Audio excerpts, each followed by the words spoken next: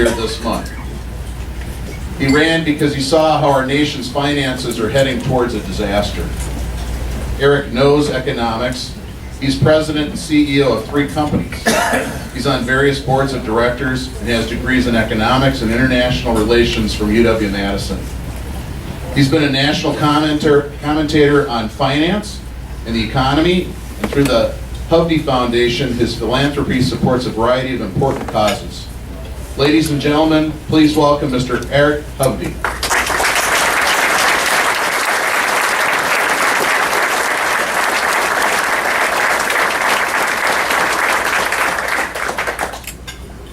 How do you follow 2 such great speakers? First of all, Scott did a fantastic job. And that last speech, Ray, was beautiful. I mean, sincerely beautiful. It's one of those speeches that touches your heart. I don't know if you were all feeling the same thing I was. So it's hard to follow 2 great speeches, but let me try. I'm going to start with a little story, a humorous story that kind of explains my political philosophy and why I think things have gone so wrong in Washington, D.C. Back in 1983, when I was at the UW, I went out to visit my folks in Washington, D.C. Now, you may be asking yourself, why did he go to Washington, D.C. to visit his folks? Because in 1981, my father was asked by President Reagan to come into his administration. In fact, he was the highest ranking official from Wisconsin in the Reagan administration. While I was out there, my dad gave me the biggest surprise. And that was, son, I've got you tickets to get into the White House and the executive offices. Well, you can imagine what a 19-year-old or 20-year-old guy at that time to go to D.C. and go into the White House, and I was such a diehard Ronald Reagan fan. In fact, at my liberal university, University of Wisconsin, that I love dearly, but as we all know, is a little bit on the leftist side.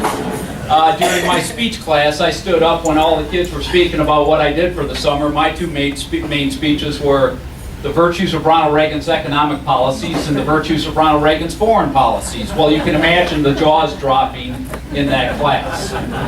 Fortunately, I'm 6'3.5" and 225 pounds and fight martial arts, so everybody left me alone. But getting back to my story, so I went there, and my father took me in. And we're in the executive offices, and while we were there, we bumped into Caspar Weinberger, who was Ronald Reagan's Secretary of Defense through most of his tenure. My father and him were friendly, and they started chatting, and then Caspar Weinberger looked at me, asked a few questions, and then asked me a question that utterly confused me. Young man, do you know what has destroyed politics in Washington, D.C.? Well, I'm totally confused. I'm sitting there thinking, the 2-party system, the television, I'm clueless. Well, his answer even confused me vastly more. The air conditioner. All right, now you're as confused as I was. Well, he finally took sympathy on me as I'm sitting there looking totally confused. And he said, let me explain.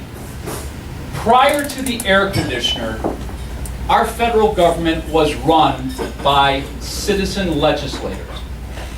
People that worked in their communities, small businessmen, farmers, doctors, local attorneys, that went to Washington for a period of time, brought their skills out of the private sector, and served, and would always come back to their communities during the summer months and the holidays.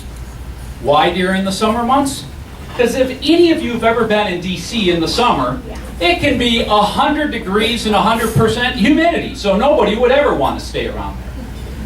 Unfortunately, with the advent of the air conditioner, we developed something that Europe always had: a political class, career politicians. People that made a career, their entire career, out of politics and never went back and developed those skills in the private sector to come and bring and bear. And they became totally disconnected from the communities that they operated in. So, what has this political class given us?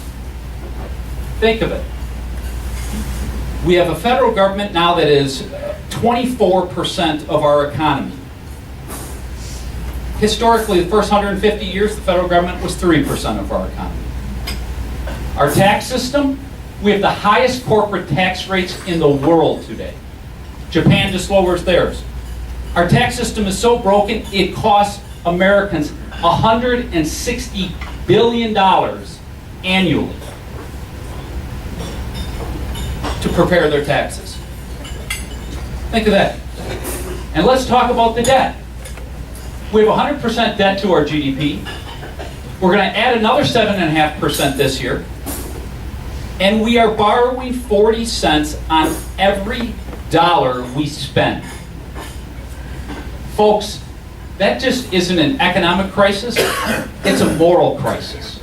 What we are doing to our children and our grandchildren, and frankly, our futures, is scary. Now, many people ask me, you've had a great private sector life. You've been in the private sector all your life. I've created hundreds of jobs. I like my private sector life. So why are you getting into this? Look at what Scott Walker's gone through. Look at what some of these state legislators have gone through. It's horrible how their families and they have been personally attacked. The reason why I'm standing here today, and I never in my wildest imagination thought I'd be standing here, is that if we don't change course, and very quickly, we will have an economic collapse. And it ain't too far away.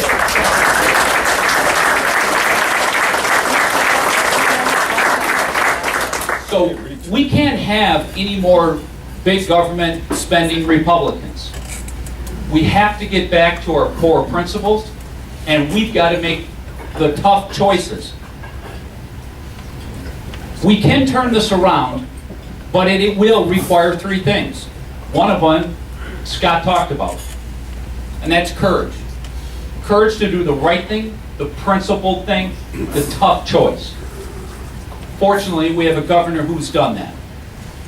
Secondly, something that career politicians never want to talk about, and that is sacrifice. Our country was built on enormous sacrifice. And it's going to require everybody to do it, and yes, you too, the public unions. And lastly, good old-fashioned American ingenuity know-how. Fortunately, something our country has been enormously blessed with. We've got to change this. We've got to change the direction our society is heading from, which was made this country great, which was self-determination, self-accomplishment, and independence, and no longer let us continue to slope down this very slippery slope of entitlement and dependence on government. That's why I'm standing here today, because I want to be that citizen legislator, go to Washington, make the hard choices, do my job, and then go back to a wonderful private sector life. Thank you all for your time.